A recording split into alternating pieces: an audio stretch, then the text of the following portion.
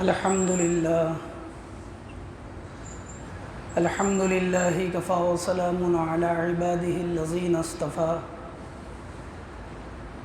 اما بعد فاعوذ باللہ من الشیطان الرجیم بسم اللہ الرحمن الرحیم وقالوا لولا نزل هذا القرآن على رجل من القريتين عظيم صدق اللہ العظیم وقال رسول اللہ صلی اللہ علیہ وسلم المؤمنون هينون لينون كالجمل الآنف إن قيد إن قاد وإن أنيخ على صخرة استناخ كما قال صلی اللہ علیہ وسلم۔ میرے بھائیوں، محترم بزرگوں اور دوستوں، سیرت طیبہ کے عنوان سے متعلق بات چل رہی ہے۔ 10 سال آپ علیہ السلام نے اظہار نبوت کے بعد مکہ المکرمہ میں آپ نے گزارے۔ ان 10 سال کے اندر ایمان کی محنت اور دعوت کی وجہ سے جو حالات آئے تھے وہ کم نہیں تھے۔ آپ کو ستایا جا رہا تھا، آپ کے ماننے والوں کو پریشان کیا جا رہا تھا، طرح طرح کی تکالیف دی جا رہی تھی۔ جب سن 10 نبوی کے اندر آپ کے چاچا ابو طالب کا انتقال ہوا، کچھ ہی دن کے بعد آپ کی اہلیہ امت کی ماں حضرت خدیجہ رضی اللہ تعالی عنہا کا وصال اور انتقال ہوا، تو آپ بہت زیادہ غمزدہ تھے۔ اسی لیے اس سال کو عام الحزن کہا جاتا ہے، غم والا سال۔ تو آپ علیہ السلام کے اوپر حالات اب مزید بڑھ گئے تھے، کیونکہ مکہ والے آپ کے چاچا کی وجہ سے تھوڑا وہ سوچا کرتے تھے کہ ابو طالب موجود ہیں، اس لیے آپ کو تکالیف دینے میں کچھ سوچا کرتے تھے۔ لیکن اب تو ابو طالب کا انتقال ہو گیا تو حالات اور زیادہ بڑھنے لگے۔ تو آپ علیہ السلام نے اس بات کا ارادہ کیا کہ آپ یہاں سے طائف میں جائیں اور وہاں کے لوگوں کو ایمان اور اعمال کی دعوت دیں، وہاں کے لوگوں کے سامنے اپنی بات کو رکھیں تاکہ وہ آپ کے دین کی مدد کریں۔ آپ علیہ السلام نے یہ ارادہ کر اپنے ساتھ حضرت زید بن حارثہ رضی اللہ عنہ کو لیا اور آپ مکہ سے روانہ ہوئے طائف کے لیے۔ یہ مکہ سے آپ علیہ السلام کے طائف کا سفر تقریباً 60 میل کا سفر تھا، 100 کلومیٹر سے کچھ زائد کا سفر۔ صرف 2 ہی شخص ہیں، ایک اللہ کے نبی علیہ السلام ہیں اور ایک آپ کے ساتھ حضرت زید بن حارثہ ہیں۔ یہ جو طائف کا سفر ہوا ہے، یہ سفر کسی نسبت کی وجہ سے، کیونکہ طائف کا علاقہ وہ علاقہ تھا جو خوش و خرم علاقہ کہا جاتا تھا، جہاں باغات تھے، مالدار لوگ رہا کرتے تھے۔ طائف کا علاقہ وہ علاقہ تھا جہاں لوگ اپنی گرمیوں کو بتانے جایا کرتے تھے۔ مکہ کے بعد اگر کسی جگہ کا نمبر آتا تھا تو وہ طائف کا نمبر آتا تھا۔ جیسے مکہ ایک آباد شہر تھا، ایسے ہی طائف تھا۔ اسی لیے تو مکہ والوں نے یہ بات کہی تھی، لولا نزل هذا القرآن على رجل من القريتين عظیم۔ اگر اللہ کو قرآن ہی نازل کرنا تھا تو طائف کے مالدار لوگوں پر یا مکہ کے مالدار لوگوں پر کیوں نازل نہیں کیا؟ طائف کا ذکر کیا انہوں نے۔ جس طرح مکہ کے اندر بتوں کی عبادت کا مرکز حبل تھا، ایک بڑا بت تھا جو بیت اللہ کے اوپر نصب تھا، لوگ یہاں پر یاترا کے لیے آیا کرتے اور عبادت کیا کرتے حبل کی، ایسے ہی طائف کے اندر لات تھا، سب سے بڑا بت، لوگ وہاں بھی جایا کرتے تھے۔ تو اس لیے آپ علیہ السلام نے سوچا کہ اگر یہاں کے لوگ نہیں مان رہے، دعوت کو قبول نہیں کر رہے، تو میں طائف جاتا ہوں اور وہاں کے لوگوں کو ایمان کی دعوت دوں گا۔ آپ علیہ الصلوۃ والسلام طائف کا سفر کر رہے ہیں اور آپ اپنے حضرت زید ابن حارثہ رضی اللہ عنہ کے ساتھ طائف پہنچے۔ طائف کے اندر 3 بڑے سردار تھے، عبد یالیل، سعود، بعض نے مسعود نام لکھا ہے، اور حبیب، یہ 3 شخص بڑے سردار تھے وہاں۔ آپ نے سوچا کہ سب سے پہلے ان سرداروں سے ملاقات کرنا چاہیے، یہ یہاں کے معزز لوگ ہیں۔ آپ نے ان میں سے ہر ایک سے ملاقات کری۔ آپ نے ایک سے کہا کہ میں اللہ کا نبی ہوں، اللہ کا دین لے کر دنیا میں آیا ہوں، تم اللہ کے دین کو قبول کرو، اللہ کے دین کی مدد کرو۔ تو ایک کہنے والے نے اس میں کہا، کیا اللہ کو تمہارے علاوہ کوئی ملا نہیں تھا جس کو نبی بناتے؟ نعوذ باللہ، سارے انسانوں میں اللہ کو آپ ہی ملو نبی بنانے کے لیے۔ آپ نے دوسرے کو دعوت دی، خالص دعوت کا سفر ہے یہ، کوئی اور غرض ہے ہی نہیں۔ آپ علیہ الصلوۃ والسلام نے دوسرے کو دعوت دی۔ دوسرے نے کہا، اوہو، اللہ نے آپ کو نبی بنایا ہے، استہزاء کیا، مذاق اڑایا آپ کا۔ آپ نے تیسرے کو دعوت دی۔ تیسرے شخص نے کہا، اگر تم سچے ہو تو تمہاری بات کا انکار کرنا خطرے سے خالی نہیں، اور نعوذ باللہ اگر تم جھوٹے ہو تو تمہاری بات سننا نہیں چاہتا۔ یہ بھی انکار کا ایک طریقہ ہوتا ہے، منع کرنے کا ایک طریقہ ہوتا ہے کہ یعنی مجھے تمہاری بات نہیں مان رہی۔ آپ علیہ الصلوۃ والسلام 10 دن طائف کے اندر رکے ہیں۔ آپ مسلسل محنت کر رہے تھے کسی طرح ایمان کے اندر داخل ہو جائیں، ایمان کو قبول کر لیں کسی طرح۔ ان کے یہ جوابات تھے۔ تو آپ علیہ الصلوۃ والسلام نے ان تینوں سرداروں سے یہ کہا کہ اچھا، تم میری بات کو نہیں مانتے، میری تمہارے سے ایک درخواست ہے۔ میں مکہ سے چل کر طائف تمہارے پاس آیا ہوں، ایمان کی دعوت کو لے کر، ایمان کے بول کو لے کر، ایمان کے کلمے کو لے کر میں تمہارے پاس آیا ہوں۔ یہ بات تم میری قوم یعنی مکہ والوں سے مت کہنا۔ اگر تم یہ بات مکہ والوں سے کہو گے تو مجھے وہ اور زیادہ ستائیں گے۔ کیا آپ کے علم میں نہیں ہے، جب مسلمانوں نے حبشہ کی ہجرت کری اور مسلمان حبشہ پہنچ گئے تو مکہ والوں نے ایک قافلہ روانہ کیا تھا ہدیے اور تحائف لے کر کہ جاؤ ان لوگوں کو لے کر آؤ جنہوں نے جا کر یوں کہا تھا حبشہ کے بادشاہ سے کہ ہمارے غلام ہیں اپنے علاقے سے آ گئے ہیں لوٹ کر۔ آپ کو وہ خطرہ تھا، آپ کہنے لگے کہ مکہ والوں سے تذکرہ مت کرنا ورنہ ان کا ظلم اور ستم اور زیادتی اور زیادہ بڑھے گی۔ ان لوگوں نے یہ بھی گوارا نہیں کیا اور یوں کہا کہ فوراً ہمارے شہر سے نکل جائے۔ آپ علیہ الصلوۃ والسلام نکلے ہیں یہاں سے، تو آپ چل رہے ہیں تو ان لوگوں نے اوباش اور بدماش قسم کے لوگوں کو اور بچوں کو آپ علیہ الصلوۃ والسلام کے پیچھے لگا دیا۔ جو آپ کے پیچھے چلتے ہیں تالیاں بجاتے ہیں، نبی چل رہے ہیں، ساری کائنات کے دولہا، ساری کائنات کے سردار، تمام نبیوں کے امام، سب سے افضل۔ اگر آپ کو پیدا کرنا مقصود نہ ہوتا تو یہ زمین اور آسمان کو پیدا نہیں کیا جاتا، میرا اور آپ کا وجود نہیں ہوتا۔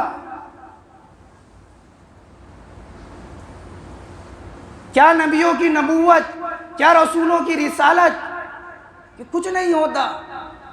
آپ چل رہے ہیں آگے اور آپ کے پیچھے لوگ تالیاں بجاتے ہیں۔ میرے اور آپ کے پیچھے اگر 2 لوگ تالیاں بجائیں تو ہم لڑنے کے لیے تیار ہو جائیں۔ لوگ شور کرتے ہیں، آوازیں نکالتے ہیں، یہاں تک کرتے ہیں وَجَعَلُوا يَرْمُونَهُ بِالْحِجَارَةِ حَتَّى دُمِيَتْ قَدَمَاهُ۔ آپ چلتے ہیں، نشانہ باندھ کے آپ کی ایڑیوں کے اوپر پتھر مارتے ہیں، نشانہ باندھ کر آپ کی پنڈلیوں پر پتھر مارتے ہیں۔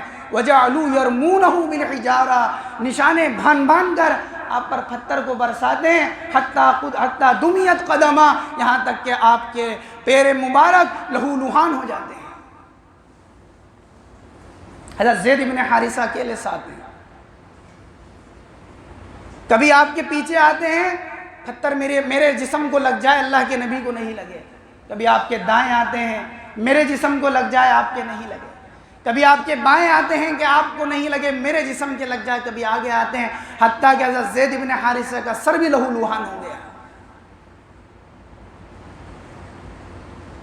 بلکہ محدثین مورخین نے تو یہاں تک لکھا کہ اللہ کے نبی علیہ السلام اگر بیٹھ جاتے ہیں تھک کر تو آپ کی بغل میں ہاتھ ڈال کے کھڑا کرتے ہیں، پھر آپ کو دوڑاتے ہیں، پھر آپ پر پتھر برساتے ہیں۔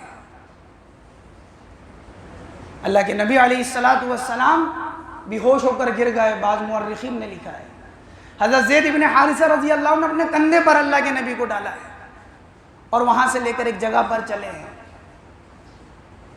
ایک باغ کے اندر جا کر، انگور کا درخت ہے اس کے نیچے جا کر لیٹے ہیں، وہاں بٹھایا آپ علیہ السلام کو۔ یہ جو بچے آپ کے پیچھے لگے ہوئے تھے اوباش اور بدماش قسم کے، یہ واپس لوٹ گئے یہاں سے۔ تھوڑا افاقہ ہوا اللہ کے نبی علیہ السلام کو، آپ کے قدم سے جوتوں کو ہٹایا ہے، خون اتنا بہا تھا کہ جوتے جو ہے آپ کے قدم سے اس طرح چپک گئے تھے، ہٹ نہیں رہے تھے، ہٹایا ان کو، ہاتھ پیر دھلائے آپ علیہ السلام کے۔ کیا منظر ہوگا کہ مکہ والے ادھر جان کے دشمن ہیں، ادھر طائف والے پتھر برساتے ہیں۔ جائیں تو کہاں جائیں، ادھر بھی ظلم ستم کے پہاڑ ہیں اور ادھر بھی ظلم ستم کے پہاڑ ہیں۔ ایک باغ میں بیٹھے ہیں آپ کی زبان سے الفاظ نکلیں، معرف القرآن کے اندر بھی لکھا ہے اور بھی محدثین نے لکھی ہے یہ بات کہ جو دعا کے الفاظ اللہ کے نبی نے اس موقع پر کہے ہیں، ساری زندگی کبھی آپ سے ایسے دعا کے الفاظ منقول نہیں ہے۔ غم ہے آپ کے سینے میں، آنکھوں سے آنسو جاری ہیں، آپ کہہ رہے ہیں اللہم اشکو الیک ضعف قوتی وقلت حیلتی وحوانی علی الناس۔ اے اللہ، میں تجھ سے شکایت کرتا ہوں میری کمزوری کی، بے سر و سامانی کی، لوگوں کے اندر تحقیر کی۔ انت ارحم الراحمین، تو سب سے زیادہ رحم کرنے والا ہے۔ وانت رب المستضعفین، تو ہی تو کمزوروں کا مالک ہے، کمزوروں کی پرورش کرنے والا ہے۔ اور پھر آپ نے کیا الفاظ کہے، الی من تکلنی، اے میرے مالک، میرے خالق، کس کے حوالے کر دیا تو نے مجھے؟ او الی من تکلنی الی عدو یتجہمنی، ایسوں کے حوالے کر دیا اللہ جو مجھے دیکھ کر منہ چھڑاتے ہیں، مجھے دیکھ کر حملہ کرتے ہیں میرے اوپر۔ او الی عدو ملکتہ امری، مالک اور خالق، کیا دشمنوں کو ایسا قابو دے دیا میرے اوپر کہ جو چاہیں وہ میرے ساتھ کریں؟ اللہ آپ اگر مجھ سے ناراض نہیں ہیں تو مجھے کسی کی پرواہ نہیں ہے۔ یہ الفاظ ایسے الفاظ ہیں ساری زندگی میں آپ نے کبھی نہیں کہے ایسے الفاظ۔ خالص دعوت اور ایمان کا سفر، ایمان اور اعمال کی محنت کا سفر خالص۔ آپ اسی حال میں بیٹھے ہیں، آپ علیہ السلام کے پاس حضرت جبریل آتے ہیں پہاڑوں کے فرشتوں کو لے کر، قد بعث اللہ الیک ملک الجبال، اللہ کے نبی یہ پہاڑوں کے فرشتے آئے ہیں آپ کے پاس، یہ سردار ہیں پہاڑوں کے، یہ آپ کو سلام کر رہے ہیں،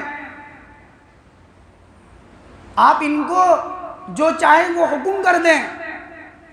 پہاڑوں کے فرشتے نے کہا ذاک لکا، آپ کے لیے اختیار ہے، آپ کہیں کیا کرنا ہے۔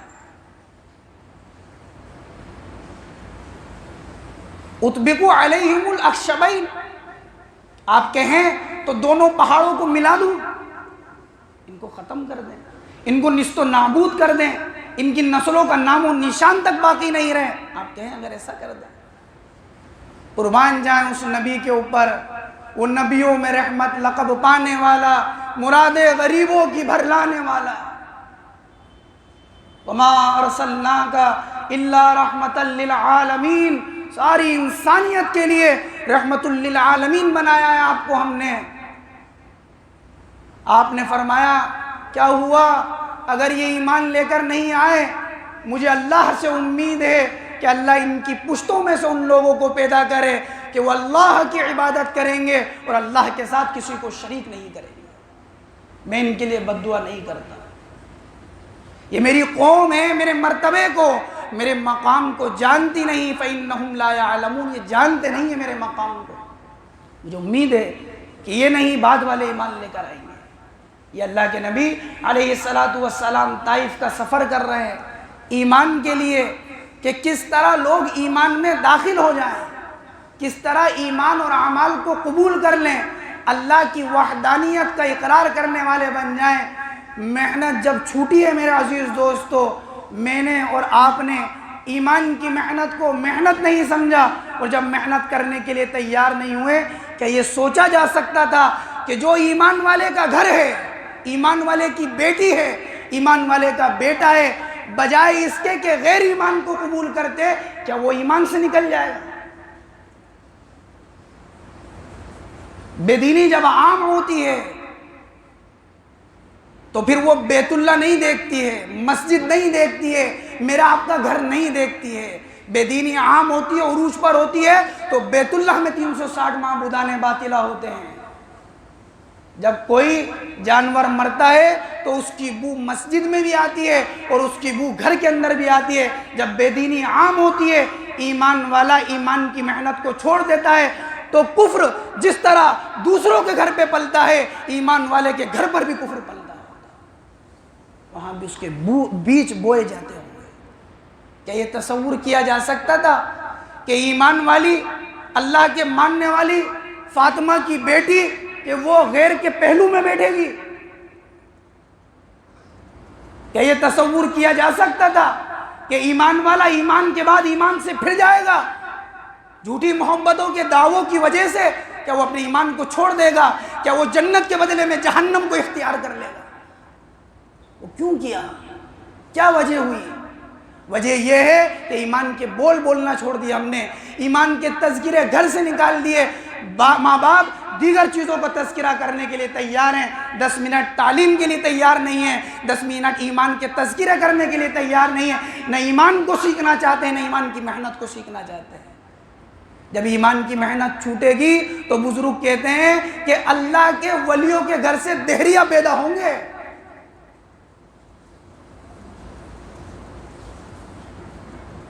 کوئی غیر نہیں آیا ہے اس بات کے لیے کہ تم ایمان سے پھر جاؤ، ہم لے کر آئے ان محنتوں کو جن سے ایمان سے پھرا جاتا ہے۔ کیا وجہ ہے کہ جوان بچی کے ہاتھ میں موبائل؟ کیا وجہ ہے اس بات کی کہ جوان بچی تنے تنہا سفر کر رہی ہو، تنے تنہا کالج جا رہی ہو، یونیورسٹی جا رہی ہو، کوچنگ سینٹر جا رہی ہو؟ جوان بچی بھیجنے والا کون ہے؟ ان کو آتی ہے اور ہم ہی تو لوگ ہیں۔ کیا کوئی زبردستی لے کر چلے؟